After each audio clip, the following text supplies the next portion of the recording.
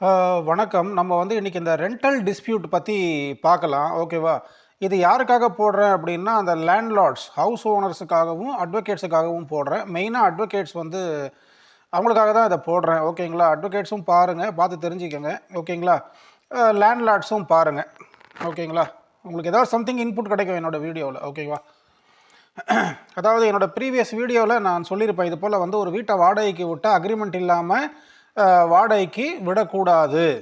வீடு வாடகைக்கு விடுறீங்கன்னா அக்ரீமெண்ட் போட்டு விடுங்க. அக்ரீமெண்ட் போடாமல் நீங்கள் விட்டீங்கன்னா உங்களுக்கு வந்து பிரச்சனை. சார் அக்ரீமெண்ட் போடாமே நான் விடலாமா சார்னா விடுங்க, பிரச்சனை வந்து அனுபவிங்க. கரெக்டுங்களா? ரெண்டல் அக்ரீமெண்ட் இல்லாமல் வீட்டை வாடகைக்கு விட்டீங்க அப்படின்னா அது வந்து ஹவுஸ் ஓனருக்கு டேஞ்சர்ன்றதை நான் வந்து என்னோட ப்ரீவியஸ் வீடியோவில் சொல்லியிருப்பேன். சரிங்களா? ஒரு சில ஹவுஸ் ஓனர்ஸ் இருப்பாங்க. அதாவது ஹவுஸ் ஓனர்ஸ்னால் யாருன்னா அந்த 50-60 வயசு ஆன மூத்த குடிமக்கள். ஓகேவா?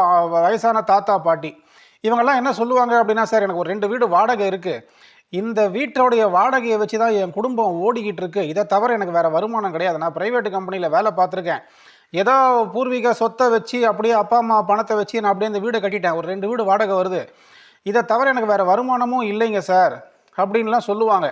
அவங்கெல்லாம் வந்து எப்படின்னா ஆட்டோமேட்டிக்கலி அவங்க அக்ரிமெண்ட்டை போட்டு தான் வீட்டையே வாடகைக்கு விடுவாங்க. சரிங்களா? நான் வந்து சென்னையில் இருக்கிற டெனண்ட்ஸை பற்றி பேசிக்கிட்டு இருக்கேன். ஓகேங்களா? எல்லா டெனண்ட்டும் நல்லவங்க கிடையாது, எல்லா டெனண்ட்டும் கெட்டவங்க கிடையாது, எல்லா லேண்ட்லார்டும் நல்லவங்க கிடையாது, எல்லா லேண்ட்லார்டும் கெட்டவங்களும் கிடையாது. ஓகேங்களா? பட் இதில் வந்து வகைத்தொகை தெரியாமல் மாட்டிக்கிறது யார் அப்படின்னு பார்த்தீங்கன்னா, வயசான தாத்தா, வயசான பாட்டி. கரெக்டுங்களா? இவங்கெல்லாம் லேண்ட்லார்ட்ஸாக இருப்பாங்க. அதாவது சென்னை சிட்டியில் ஒரு வீடோ 2 வீடோ வச்சுருப்பாங்க, வாடகைக்கு விடுவாங்க, நல்லவேன்னு நம்பி தான் வாடகைக்கு விடுவாங்க. அவன் உள்ளே வரும்போது காலில் விழுந்து நமஸ்காரம் பண்ணிட்டு தான் வந்து, ஐயா என் அம்மா மாதிரி, அப்பா மாதிரி, என் தாத்தா மாதிரி, நீங்கள் தான் என் சாமி, என் தெய்வம்லாம் சொல்லிட்டு உள்ளே வருவான். அதுக்கப்புறம் ஆத்தா மவனே, அந்த மவனே, இந்த மவனே எல்லாம் பேசுவாங்க. அதுக்கப்புறம் அப்படியே ஸ்டேஷன் பஞ்சாயத்தில் போவோம். ஸ்டேஷனில் போய் ஒன்றும் பண்ண முடியாது, நம்ம குவிட் அண்ட் டெலிவர் போடுவோம், குவிட் அண்ட் டெலிவர் சூட்டு போடுவோம். கரெக்டுங்களா? ஸோ இப்போ இதில் பாதிக்கப்படுறது யாருன்னு பார்த்தீங்கன்னா, அந்த வயசான தாத்தா, வயசான பாட்டி. அதுக்கப்புறம் வந்து கணவன் இல்லாத மனைவி இருக்காங்க பார்த்தீங்களா? கணவர் செத்து போயிட்டார் சார், ஒரு 2 குழந்தைய விட்டு போயிருக்கிறாரு, இந்த 2 குழந்தைகளை நான் வந்து வளர்த்துக்கிட்டு இருக்கேன், இந்த 2 வீட்டு வாடகையை நம்பி தான் சார் வளர்த்துக்கிட்டு இருக்கேன். கரெக்டுங்களா இல்லையா? இந்த டெனண்ட் வந்து இப்படி பிரச்சனை பண்ணுறாரு, வாடகை தர மாட்டேங்கிறாரு. இது ஒரு பக்கம். இன்னொன்று வந்து பார்த்தீங்கன்னா, அந்த சார் என்னோட கணவர் இருக்கிறாரு, ஒரு பிரயோஜனமும் கிடையாது, ஃபுல்லாக வந்து டாஸ்மாக் சரக்கு பார்ட்டி அவர் என்ன பண்ணுறாருன்னா, போயிட்டு டெனண்ட்டுக்கிட்ட போய் காசு வாங்கி குடிக்கிறாரு. அவர் வந்து என்னன்னாக்கா எங்களுடைய வீக் பாயிண்ட்டை தெரிஞ்சுக்கிட்டு எங்களுக்கு வாடகை கொடுக்காம எங்களை ஏமாற்றிக்கிட்டு இருக்காங்க. இந்த மாதிரி ஆளுங்களாம் தான் எங்ககிட்ட வராங்க. கரெக்டுங்களா? மெயினாக வந்து பார்த்தீங்கன்னா போலீஸ்காரங்க எங்ககிட்ட, அதாவது போலீஸ்காரங்கன்னா அவங்க போலீஸ்காரங்களுடைய வாரிசுகள், அவங்க மனைவி, அவங்க குழந்தைங்கள்லாம் எங்ககிட்ட வந்து இது போல் எங்களுக்கு பிரச்சனை இருக்குங்க, ஏங்க நீங்கள் போலீஸ்காரராக இருக்கிறாரு உங்கள் கணவர், இல்லைங்க அவர் இறந்துட்டார், அவர் உயிரோடு இருக்கும்போது ஒரு போலீஸ் இன்ஸ்பெக்டராக இருந்தார், அப்போ வந்து எங்களுக்கு எந்த பிரச்சனையும் இல்லை, இப்போ அவர் இறந்துட்டாருங்க, இப்போ வந்து எனக்கு வயசு 65 ஆகுது. ஓகேங்களா? என் கணவர் விட்டு போன வீட்டை வந்து நான் வாடகைக்கு விட்டேன், ஆனால் எனக்கு வாடகை கொடுக்காம ஏமாற்றிக்கிட்டு இருக்காங்க. இந்த மாதிரி ஆளுங்க தான் முக்கியமாக போலீஸ்காரங்களுடைய வாரிசுதாரர்கள், அவங்க மனைவி, அவங்க குழந்தைங்களாம் வருவாங்க, வந்து ரெண்டல் டிஸ்பியூட்டுக்காக வருவாங்க. ஓகேங்களா? நான் எதுக்கு இதெல்லாம் சொல்கிறேன் அப்படின்னா, பாதிக்கப்படுறது யார் சார்? நான் வந்து என்ன சொல்கிறது, எனக்கு வயசு 60 ஆகிப்போச்சு, எனக்கு 80 வயசு ஆளுங்க, 80 வயசு லேண்ட்லார்டு, 70 வயசு லேண்ட்லார்டெலாம் வருவாங்க. வந்து சார் என்னுடைய பையன் வந்து அமெரிக்காவில் இருக்கான், பொண்ணு வந்து ஆஸ்திரேலியாவில் இருக்குது, நான் மட்டும்தான் இங்கே இருக்கேன், ஒரு பொண்ணை கல்யாணம் பண்ணி கொடுத்துருக்கேன், என்னுடைய மருமகனும் வந்து பார்த்தீங்கன்னா அந்த அளவுக்கு லீகலாக தான் போகிறவர், அவர் வெட்டு குத்துலாம் போக மாட்டார், அதனால் டெனண்ட்டுக்கு என்ன ஆகி போச்சுன்னா ஒரு பயம் இல்லாமல் போயிடுச்சு, 6 மாதம் வாடகை பாக்கி, அவன் வாடகை கொடுக்கலனாலும் பரவாயில்ல, அவனை காலி பண்ணுங்க. இந்த மாதிரி பிரச்சனைகள்லாம் வந்து நம்ம வந்து எதிர்கொள்வோம், எல்லா வக்கீல்களும் எதிர்கொள்வாங்க. இதைத்தான் நான் இதை பற்றி தான் சொல்கிறேன், வேறு ஒன்றும் கிடையாது. அதாவது மெயினாக வந்து ஆள் பலம் இருக்கிற லேண்ட்லார்டு எங்ககிட்ட வரமாட்டாங்க, பணபலம், அரசியல் பலம், செல்வாக்கு. ஓகேங்களா? நான் சிஎம் செல்லில் வேலை செய்கிறேன், செக்ரட்டேரியட்டில் வேலை செய்கிறேன், நான் வந்து இப்போ போலீஸ் டிபார்ட்மெண்ட்டில் ஒரு போஸ்டிங்கில் இருக்கிறேன், அவங்கெல்லாம் எங்ககிட்ட வரமாட்டாங்க. இந்த டிபார்ட்மெண்ட்டில் இருந்து ரிட்டையர் ஆகிட்டு, அரசு பதவியிலேருந்து ரிட்டையர் ஆகிட்டு, ஓகேவா, அவங்களோட வாரிசுகள் தான் எங்ககிட்ட வராங்க. ஏன்னா சார் இப்போ எங்ககிட்ட பணமும் இல்லை, ஓகேவா, பையனை ஆஸ்திரேலியாவில் படிக்க வச்சுக்கிட்டு இருக்கேன், பொண்ணு அமெரிக்காவில் படிச்சுக்கிட்டு இருக்கேன், ஒரு பொண்ணு கல்யாணத்துக்கு நிற்கிது, நிறையா லோனை வாங்கிட்டேன், நான் இந்த 2 வீட்டை நம்பி தான் இருக்கிறேன், எனக்கு வேறு வருமானம் கிடையாது, இந்த வீட்டிலேருந்து வர்ற வருமானத்தை வச்சு தான், அந்த வாடகையை வச்சு தான் என் குடும்பமும் ஓடுது, நான் கடனும் கட்டணும், இப்படிலாம் இருக்கும்போது இந்த டெனண்ட் பிரச்சனை பண்ணுறாங்க, இப்படின்னு தான் எங்ககிட்ட வருவாங்க. கரெக்டுங்களா? நாம் அவனை குவிட் அண்ட் டெலிவர் சூட்டை போட்டு நம்ம வந்து அவனை வெளியேற்றுவோம், அதுக்குள்ளே நம்மளும் படாத பாடு போட்டுருவோம், அவங்களும் கிட்டத்தட்ட ஒரு 50,000 1 லட்சம் செலவு பண்ணுருவாங்க அந்த எவிக்ஷனுக்கு. சரியா? இதுதான் விஷயம். எப்போதுமே நல்லா இருக்கும்போது எங்ககிட்ட வரமாட்டாங்க. அவங்க எல்லாம் பலம்லாம் குறைஞ்சி பணபலம், அரசியல் பலம், செல்வாக்கு, ஓகேங்களா, ஆள் பலம் எல்லாம் குறைஞ்சதுக்கப்புறம் ஐயையோ நம்ம பிரச்சனையில் மாட்டிக்கிட்டோம் அப்படின்றத தெரிஞ்சு உணர்ந்ததுக்கப்புறம் வேறு வழி இல்லாமல் கையில் காசும் இல்லாமல் எங்ககிட்ட வருவாங்க. கரெக்டுங்களா? இதை பற்றி தான் சொல்கிறேன். எல்லா வக்கீலுக்கும் இதே தான். எல்லாம் பிரச்சனை என்ன தானே வக்கீலை தேடி வரப்போகிறாங்க, அது வரைக்கும் வரப்போகிறது கிடையாது. கரெக்டாக? இப்போது டெனண்ட்டுடைய மைண்ட் செட் எப்படி இருக்கும் அப்படின்னா இவர் வயசான தாத்தா, 70 வயசு ஆகிடுச்சு, ஓகேவா. இவர் இந்த அம்மா வயசான அம்மா, இந்த அம்மா 65 வயசு மேலே ஆகிப்போச்சு, மூட்டு வலி முதுகு வலி எல்லாமே இருக்குது. இவங்க பிள்ளைகள்லாம் பார்த்தீங்கன்னா அமெரிக்காலையும் ஆஸ்திரேலியாவில் இருக்கிறாங்க. இவங்க மட்டும் தனி மனுஷங்களாக இந்த வீட்டில் வாழ்ந்துகிட்டு இருக்காங்க. இவங்களால் என்ன பண்ண முடியும்? நம்ம வாடகை கொடுக்கலனா இவங்களால் என்ன பண்ண முடியும்? மேக்ஸிமம் போலீஸ் ஸ்டேஷனுக்கு போய் கம்ப்ளைண்ட் கொடுப்பாங்க. போலீஸ் ஸ்டேஷனுக்கு போகிறதுக்கே இவங்களால் நடந்து போக முடியாது, ஆட்டோ வச்சு தான் போய் ஆகணும்.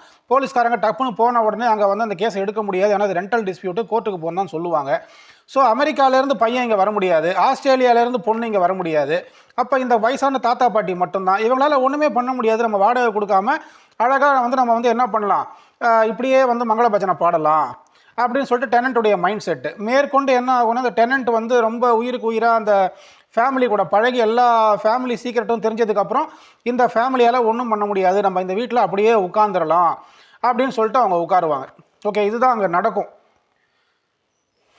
ஸோ இதுதான் என்னன்னாக்கா டெனண்ட்டுங்க எப்போவுமே எல்லா டெனண்ட்டையும் நான் குறை சொல்லலை. அதாவது ஹவுஸ் ஓனர் லேண்ட்லார்டுடைய அந்த ஃபேமிலி சீக்ரெட், அவங்களுடைய மைனஸ் என்ன அப்படிங்கிறத எல்லாருமே இப்படி பண்ண மாட்டாங்க. ரொம்ப கிரிமினல் தான் அந்த மாதிரிலாம் வேலை செய்வாங்க. ரொம்ப கிரிமினல் மைண்டட் இருக்காங்க பார்த்தீங்களா. அவங்க கிரிமினல் மைண்டட் நமக்கு எப்படி தெரியும்? நமக்கு பணம் தானே முக்கியம். 3 மாதம் வாடகை இல்லை, 6 மாதம் வாடகை கொடுக்குறியா, 10 மாதம் வாடகை கொடுக்குறியா, சார் ஒரு வருஷம் அட்வான்ஸே கொடுத்துறேன் சார் நான், அப்போ இந்த வீடு வாங்கிக்கோ. அப்போ 3 மாதம் அட்வான்ஸு, 6 மாதம் அட்வான்ஸ்லாம் இல்லை, 10 மாதம் அட்வான்ஸு, 1 வருஷம் அட்வான்ஸ் தரேன் சார், 5 லட்ச ரூபா தரேன் சார் அப்படின்னு சொல்லிட்டு அவன் 5 லட்ச ரூபா கொடுக்குறான்னு சொல்லிட்டு நம்ம அட்வான்ஸை வாங்கி உள்ளே போட்டு அவனை வீட்டுக்குள்ளே விட வேண்டியது. அதுக்கப்புறம் அவன் கொஞ்சத்துக்கு நம்மளை காலி பண்ணிவிட்டு நம்மளை நாசம் பண்ணிட்டு தான் அவன் வெளியே போவான். கரெக்டுங்களா? இந்த மாதிரி தான் நிறைய கேசஸ் எங்ககிட்ட வருது. அதை பற்றி தான் நான் சொல்லிக்கிட்டு இருக்கேன். ஓகே, நான் யாரையும் இங்கே குறையெல்லாம் சொல்லலை. ஐயோ ஒரு டெனண்ட்டை அது அசிங்கமாக பேசுகிறாரு, டெனண்ட் அவதூறாக பேசுகிறாரு, எல்லா டெனண்ட்டும் நல்லவங்க இல்லையே, எல்லா டெனண்ட்டும் கெட்டவங்க இல்லையே, இவர் மேலே ஒரு கேஸு போடணும்னு போட்டுக்கோங்க தயவு செஞ்சு, நான் அதை ஃபேஸ் பண்ணிக்கிறேன். ஓகேங்களா? அதாவது வக்கீல்களாகிய நாங்கள் என்னென்ன விஷயங்களை நாங்கள் எதிர்கொள்கிறோமோ அதை நான் வெளியே எடுத்து சொல்லிக்கிட்டு இருக்கேன். அது மக்கள் பயன்பெறணுன்றதுக்காக.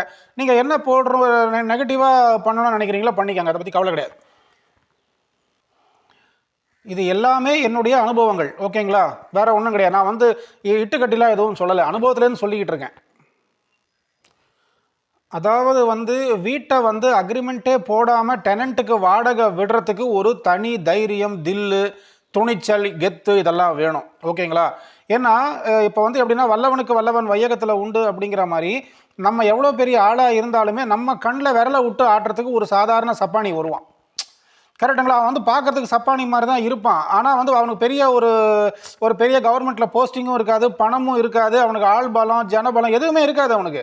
ஆனால் அவனுக்கு என்ன பண்ணுவான்னா, அவனுக்கு ஏதோ ஒரு போலீஸ்காரங்க ஃப்ரெண்டாக இருப்பாங்க, ஏதோ ஒரு வக்கீல் ஃப்ரெண்டாக இருப்பாங்க, கூட இருந்து அவனுக்கு சொல்லிக் கொடுப்பாங்க. சட்ட விஷயங்களை எல்லாத்தையும் அவன் தெரிஞ்சுக்கிட்டு என்ன பண்ணுவான், எவ்வளோ பெரிய ஆணையை எதிர்த்து நிற்கக்கூடிய வல்லமையை அந்த நேரத்தில் சைத்தான் அவனுக்கு கொடுப்பான்.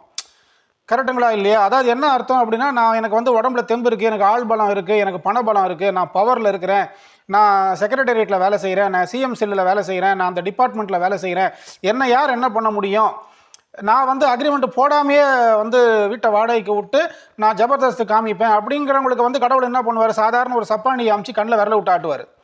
கரெக்டுங்களா? அது அப்போ தான் அவங்களுக்கு தெரியும் நம்ம ஒன்றுமே இல்லை, நம்ம ஒரு ஜீரோ அப்படிங்கிறது அப்போ தான் அவங்க உணருவாங்க. அப்படி உணர்றதுக்காக தான் கடவுள் என்ன பண்ணுறாரு, இந்த மாதிரி ஷைத்தான்களை அனுப்பி என்ன பண்ணுறாரு, கண்ணில் விரல விட்டு ஆட்டுறாரு.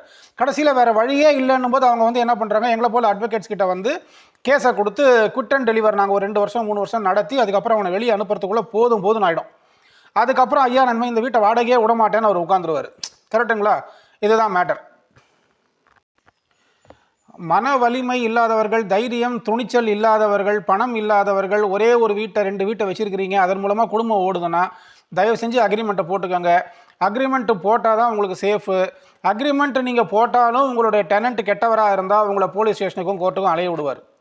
அக்ரிமெண்ட்டு நீங்கள் போட்டாலுமே கூட, பர்ஃபெக்டாக நீங்கள் அக்ரிமெண்ட் போட்டாலுமே கூட, ஓகேவா, உங்கள் டெனண்ட் கெட்டவராக இருந்தால் உங்களை போலீஸ் ஸ்டேஷனுக்கும் கோர்ட்டுக்கும் அலைய விடுவார்.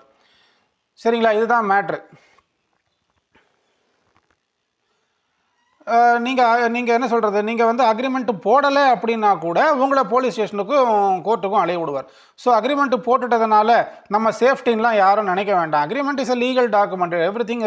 அந்த இது வந்து சப்ஜெக்ட் வந்து இன் ரைட்டிங்கில் இருக்குது, இவ்வளோதான் விஷயம். ஸோ நான் அக்ரிமெண்ட் போட்டுட்டேன், என்னை யாராலையும் ஒன்றும் பண்ண முடியாது அப்படின்லாம் லேண்ட்லார்ட் நினைக்கக்கூடாது. நீங்கள் அக்ரிமெண்ட் போடுறீங்க அப்படின்னாலே ஒரு எவிடன்ஸை கொண்டு போய் நீங்களாக அவன் கையில் கொடுக்குறீங்கன்னு அர்த்தம். அவன் கோர்ட்டுக்கு போகிறதுக்கு நீங்கள் ஈஸியாக வழிவகை செய்கிறீங்கன்னு அர்த்தம். கரெக்டாக இல்லையா? அக்ரிமெண்ட் இல்லாமல் வீட்டை விடக்கூடாது, விடவும் முடியாது. ஓகேங்களா? அக்ரிமெண்ட் இல்லாமல் நீங்கள் வீட்டை விட்றீங்கன்னா அது உங்கள் தைரியம், துணிச்சல், கெத்து. நான் இல்லைன்னுலாம் சொல்லலை. ஆனால் எப்போதுமே கடவுள் பைபிளில் சொல்கிற மாதிரி ஆபத்து காலத்திலே ஐஸ்வர்யம் உதவாதுன்ற மாதிரி 60 வயசு வரைக்கும் நம்ம உடம்புல தெம்பு இருக்காது. 60 வயசு வரைக்கும் நமக்கு மன வலிமை இருக்காது. நம்ம 1000 கஷ்ட நஷ்டங்களை அனுபவிக்கும் போது போதும் நம்மளே கை விட்டுருவோம். இதுக்கு மேலே என்னால் முடியாதுறான்னு சொல்லிட்டு நம்ம திரௌபதி மாதிரி கையை தூக்குவோம் கிருஷ்ணான்னு சொல்லிட்டு. அந்த காலங்கள் வரும். அப்போ தான் இந்த மாதிரி சைத்தான்கள் நம்ம வீட்டுக்குள்ளே வந்து உட்காந்துட்டு நம்ம கண்ணில் விரல விட்டு ஆட்டுவாங்க. கரெக்டுங்களா இல்லையா? அப்போ வந்து எனக்கு அந்த போலீஸை தெரியும், எனக்கு ஏசியை தெரியும், டிசியை தெரியும், கமிஷனரை தெரியும், சிஎம்ஐ தெரியும். அதெல்லாம் இப்போ என்ன ஆச்சு? ஒன்றுமே இல்லாமல் போச்சு. கடைசியில் எந்த வக்கீலையும் தெரியாது, ஐயா நான் உங்ககிட்ட வந்திருக்கிறேன், என்னை காப்பாற்றுங்க ஐயா. இதுதான் கடைசி நிலைமை. ஏன்னா வயசாகி போச்சு இல்லையா? வயசான நேரத்தில் தானே இந்த மாதிரி சைத்தான்கள் வீட்டுக்குள்ளே வந்து உட்காந்துக்கிட்டு இது மாதிரிலாம் பண்ணுறது. கரெக்டுங்களா இல்லையா? ஸோ இதுதான் மேட்டர். அதாவது வந்து என்ன சொல்கிறது, மன வலிமை, உடல் வலிமை, பணம், ஜனபலம், ஓகேவா, இதெல்லாம் இருக்கிறவங்க வந்து பார்த்தீங்க அப்படின்னா அக்ரிமெண்ட்டே இல்லாமல் வீட்டை வாடகைக்கு விடுவாங்க. டெனண்ட் என்ன பிரச்சனை பண்ணாலும் அதுக்கு இவங்க சரிசமமாக எதிர்த்து நிற்கிற ஆட்களும் உண்டு. ஓகேங்களா? அவங்க எந்த எக்ஸ்ட்ரீம் லெவலுக்கு போனாலும் இவங்களும் எந்த எக்ஸ்ட்ரீம் லெவலுக்கும் போவாங்க. கரெக்டுங்களா இல்லையா? ஸோ அந்த மாதிரி ஆட்கள் என்ன பண்ணுவாங்கன்னா, இவன் அடிப்பான், அவன் அடிப்பான், 2 பேரும் அடிச்சுக்குவாங்க, 2 பேருக்கு ரத்த காயம் ஏற்படும், 2 பேருமே வந்து போய் போலீஸ் ஸ்டேஷனில் உட்காருவாங்க, 2 பேர் மேலேயும் எஃப்ஐஆர் விடும், 2 பேரும் அந்த எஃப்ஐஆரை தூக்கிட்டு கோர்ட்டுக்கு அலைய வேண்டியது தான். கரெக்டுங்களா? ஸோ இதுதான் மேட்டர். ஸோ அக்ரிமெண்ட்ன்றது ஓரளவுக்கு உங்களை காப்பாற்றும்.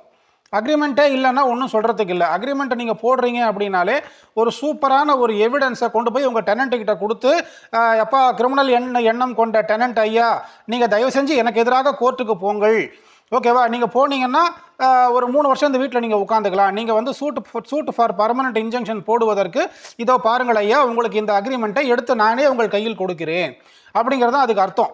அக்ரிமெண்ட்டு போட்டு அவன் கையில் கொடுத்துட்டிங்கன்னா அவன் அழகாக கோர்ட்டுக்கு போவான். அக்ரிமெண்ட்டே நீங்கள் போடலை அப்படின்னாலும் அவன் கோர்ட்டுக்கு போவான். கரெக்டுங்களா இல்லையா? அதனால் நல்லவனுக்கும் கெட்டவனுக்கும் கையெழுத்து தேவையில்லை அப்படின்னு கண்ணதாசனே அந்த காலத்தில் சொல்லியிருக்கிறாரு. நல்லவன்கிட்ட நீங்கள் எவ்வளோ தான் காசு கொடுத்து 1000 கையெழுத்து வாங்கினாலுமே அவன் கரெக்டாக கொண்டு வந்து வட்டியும் முதலும் கொடுப்பான், உங்கள்கிட்ட ரிட்டர்ன் கொடுத்துருவான். அதே போல் கெட்டவங்ககிட்ட நீங்கள் 1000 கையெழுத்து வாங்கினாலும் உங்களை ஏமாற்றணும்னு நினச்சா அவன் ஏமாற்றிட்டு எங்கன்னா ஓடுவானே தவிர அவங்களுக்கு காசு தர மாட்டான். அப்போ வந்து நல்லவனுக்கும் கெட்டவனுக்கும் கையெழுத்து தேவை கிடையாது.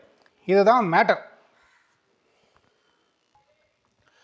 அதாவது வந்து உடம்புல ஒரு 40 வயசு ஆகிறோம், ஒரு 40 வயசு ஆகுது, 45 வயசு ஆகுது, 50 வயசு ஆகுதுன்னா நான் வந்து கட்டி புரண்டு சண்டை போடுவேன் சார், நான் என் ஜபர்தஸ்து காமிப்பேன், அவன் போலீஸ் ஸ்டேஷனுக்கு போனால் நான் போவேன், அவன் அடிச்சா நான் திருப்பி அடிப்பேன், எனக்கு ரத்த காயம் ஏற்படுத்தினா நானும் திருப்பி ரத்த காயம் ஏற்படுத்துவேன், 2 பேர் போய் போலீஸ் ஸ்டேஷனில் உட்காந்து அங்கே போலீஸ்காரங்க முன்னாடி அசிங்கப்பட்டு 2 பேர் மேலேயும் எஃப்ஐஆர் விடும் சார், நாங்கள் வந்து கோர்ட்டுக்கு போய் கேஸ் நடத்திக்கிட்டு உட்காந்துருப்போம், நாங்கள் வாழ்க்கையை வாழ மாட்டோம், எங்களுக்கு பீஸ் ஆஃப் மைண்டெல்லாம் தேவையில்லை சார், நாங்கள் வந்து யாருன்னு காட்டுவோம், அடுத்த 150 வருஷத்துக்கு நான் வாழ போகிறேன், அதனால் வந்து பார்த்தீங்கன்னா நான் யாருன்றதை இந்த உலகத்துக்கு காட்டுவேன், உலகத்தில் 500 கோடி மக்கள் இருக்கான், அதில் நீ யார்? நீ ஒன்றுமே கிடையாது. உலகத்தில் 500 கோடி மக்கள் இருக்கான், அதில் நீ யாருன்னு யாருக்கும் தெரியாது. எம்ஜிஆர், சிவாஜி, கண்ணதாசன், ஓகேவா, எம்எஸ் விஸ்வநாதன், கேவி மகாதேவன், இவங்களாம் தான் உலகத்துக்கு தெரிஞ்சவங்க. நீ யாருப்பா? ஸோ இல்லை சார், நான் வந்து உலகத்துக்கு யாருன்னு காட்டுறவன் அப்படின்னு நினைக்கிறவங்க என்ன பண்ணுவாங்க அப்படின்னா, இந்த மாதிரிலாம் வந்து அக்ரிமெண்ட்லாம் போடாமல் சண்டை போட்டுட்டு போலீஸ் ஸ்டேஷனில் போய் நின்றுக்கிட்டு பஞ்சாயத்து பண்ணிக்கிட்டு அங்கே சில தற்செயலான செலவுகளை பண்ணிக்கிட்டு, ஓகேங்களா, மன உளைச்சலோட டெய்லி தூங்காமல் கொள்ளாமல் இப்படிலாம் வாழ்வாங்க. கரெக்டுங்களா? இப்படிலாம் இருக்கக்கூடாதுன்றதுக்காக தான் நல்ல முறையில் அக்ரிமெண்ட் போட்டுக்கோன்னு சொல்கிறது. இந்த லேண்ட்லார்டு டெனண்ட் டிஸ்பியூட் என்ன ஆகும் அப்படின்னா, அடிதடி, கை கலப்பு, ஓகேங்களா, 294B, 506, 307 போய் எஃப்ஐஆர் போய் அங்கே நிற்கும், கோர்ட்டில் போய் நிற்கும். கரெக்டுங்களா? இல்லை கடைசியில் கோர்ட் என்ன பண்ணோம் அப்படின்னா 2 பேர் மேலேயும் ஒரு ஃபைனை போட்டு அமுச்சு விடும். கரெக்டுங்களா? இதெல்லாம் தேவையில்லாத தலைவலி. அதாவது ஒரு சின்ன என்ன சொல்கிறது, சின்ன ஈர பேனாக்கி பேனை பெருமாளாக்கி பெருமாளை பெத்த பெருமாளாக்கிற கதை.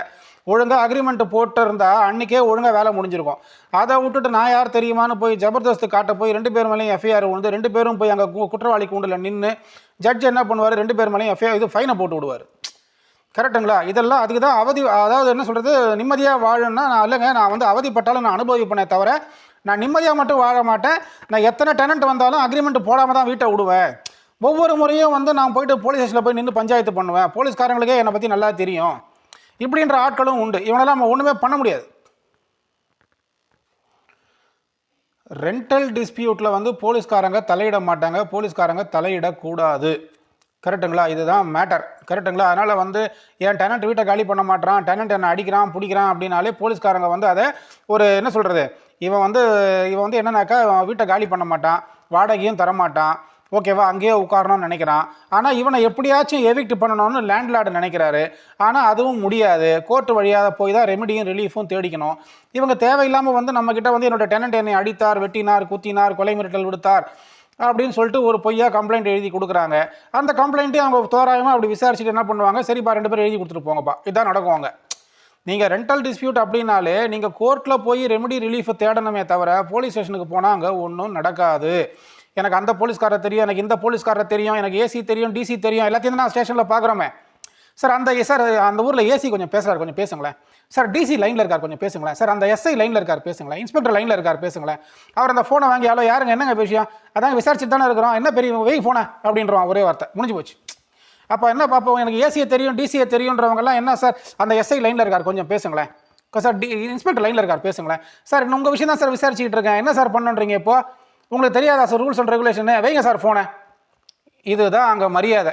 கரெக்டுங்களா? அதனால் வந்து அவனை தெரியும் இவனை தெரியுன்றதெல்லாம் அங்கே வேலைக்கு ஆகாது. உனக்கு கோர்ட் வழியாக தான் நீ போய் அந்த ரெமெடியை தேடிக்கணும். இதுதான் வந்து மக்களுக்கு சொல்கிற புத்திமதி, லேண்ட்லார்டுக்கு சொல்கிற புத்திமதி.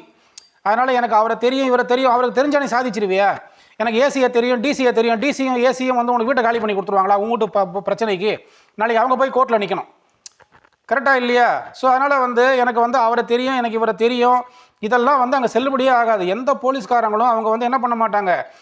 ஏன்னா இதெல்லாம் வந்து 20 வருஷத்துக்கு முன்னாடி 25 வருஷத்துக்கு முன்னாடி காலங்கள் வேறு, இப்போ காலங்கள் வேறு, ஓகேங்களா? அதனால் வந்து தப்பு பண்ணுறவனுக்கு தான் வந்து அதிகமான சட்ட அறிவு இருக்குது. கரெக்டுங்களா இல்லையா? பணம் வச்சிருக்கிறவனுக்கு அந்தளவுக்கு சட்ட அறிவு இல்லை, பணம் வச்சிருக்கிறவனுக்கு பண ஆசை தான் இருக்குது. கரெக்டுங்களா? பண ஆசையை வச்சுக்கிட்டு அவன் இன்னும் 4 வீடு கட்டலாமா, 4 பேர்ட்ட வாடகை வாங்கலாமா, வட்டி வாங்கலாமான்னு யோசிக்கிறானே தவிர இந்த ஏமாற்றணும்னு நினைக்கிறவன் தான் வந்து இந்தியன் பீனல் கோட, கிரிமினல் ப்ரொசீஜர் கோட படித்து கரைச்சி குடிச்சு வச்சுருக்கிறான். கரெக்டுங்களா இல்லையா? ஏன்னா அந்த கிரிமினல் வேலை செய்கிறவனுக்கு தான், அந்த கிரிமினல் இன்டென்ஷன் இருக்கிறவனுக்கு தான் சூட் ஃபார் பர்மனெண்ட் இன்ஜெக்ஷன்னா என்னது, குவிட் அண்ட் டெலிவர்னா என்னது, ஆர்எல்டி ஓபினா என்னதுன்றது அவன் நல்லா க்ளீனாக கரைச்சி குடிச்சு வச்சுருக்கிறான் சார். கரெக்டுங்களா சார்? அதனால் எப்போவுமே பணம் இருக்குதுன்னா அந்த இடத்துல அறிவு வேலை செய்ய மாட்டேங்குது. கரெக்டுங்களா? இதுதான் மேட்டர். அதனால் வந்து போலீஸ்கார் இருக்கிறாரு, நமக்கு தெரிஞ்சவர் இருக்கிறாரு, ஏசி இருக்கிறாரு, டிசி இருக்கிறாரு, நமக்கு இன்ஸ்பெக்டர் இருக்கிறாரு, எஸ்ஐ இருக்கிறாரு, கமிஷனர் இருக்கிறாரு அப்படின்னா அவங்கெல்லாம் வந்து உங்கள் வீட்டு பிரச்சனைக்காக, உங்களோட டெனண்ட் வீட்டை காலி பண்ண மாட்டான்றதுக்காக அவங்க வந்து இறங்கி வந்து அவங்க லெவலை விட்டு இறங்கி வந்து உங்கள் வீட்டை காலி பண்ணிலாம் கொடுக்க மாட்டாங்க. கரெக்டுங்களா? ஏன்னா அவங்க வேலையை அவங்க தற்காத்துக்கணும். இன்றைக்கி வேலை செய்கிறது மேட்ரு கிடையாது, இன்றைக்கி வந்து அடுத்தவங்களுக்கு உதவி செய்கிறது விஷயம் இல்லை, தன்னைத்தான் தற்காத்துக்கணும். ஒவ்வொரு போலீஸ்காரங்களும் தன்னைத்தான் தற்காத்து கொள்ள வேண்டிய அந்த ஒரு நிர்பந்தமான சூழ்நிலையில் இருக்கிறாங்க. அவங்க தன்னைத்தான் தற்காத்து கொள்ளுவாங்களா, தன்னுடைய வேலையை காப்பாற்றிக்குவாங்களா, இல்லை சட்டத்தை மீறி உங்களுக்கு வந்து உதவி பண்ணுவாங்களா, அதை யோசிச்சு பார்க்கணும். அது இல்லாமல் கொள்ளாமல் எனக்கு அவரை தெரியும் இவரை தெரியும்னா அப்போ நானும் அவரை தெரியும்னா ஏன் என்கிட்ட வர, உனக்கு தான் ஏசி டிசி எல்லாரையும் தெரியும்ல, அப்புறம் எதுக்கு என்கிட்ட வக்கீல்கிட்ட வர? இல்லை சார் அவர்கிட்ட போனாங்க வேலை, அதான் தெரியுதுல்ல, எனக்கு சிஎம் தெரியும், எனக்கு பிரைம் மினிஸ்டர் தெரியும், எனக்கு கவர்னரை தெரியும், எனக்கு ஆண்டவரை தெரியும், எனக்கு மாதாவை தெரியும், எனக்கு ரசூல் அல்லாவை தெரியும், எனக்கு அல்லாவை தெரியும், அப்போ அங்கேயே போய் என்கிட்ட வர? சார் அதான் இப்படிலாம் ஜபர்தஸ்து காமிச்சா நீங்கள் ஏதோ ஒரு 5-10 ஃபீஸ் கம்மியாக வாங்குவீங்க. நீ இப்படிலாம் சொல்கிறதுனால தான் உங்களுக்கு 5000-10,000 எக்ஸ்ட்ரா ஃபீஸே வாங்க போகிறேன். கரெக்டாக இல்லை? இதெல்லாம் தப்பான நடைமுறை. அதனால் வந்து என்ன சொல்கிறது, உலகத்தில் வந்து எல்லாருக்கும் எல்லாமே தெரியும். கரெக்டுங்களா? அதனால் வந்து அதுக்கேற்ற மாதிரி பார்த்து நடந்துக்கணும். கரெக்டுங்களா இல்லையா? இதுதான் மேட்டர்.